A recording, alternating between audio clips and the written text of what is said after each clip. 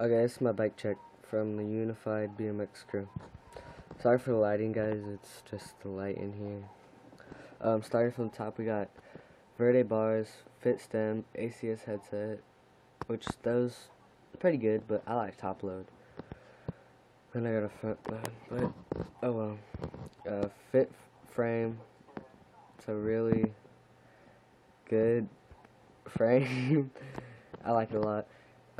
Odyssey forks, Odyssey hub, Odyssey tire, Odyssey rim, Odyssey pedals, S&M sprocket, Odyssey chain, Verde back hub, Odyssey rim, fit tire, animal seat.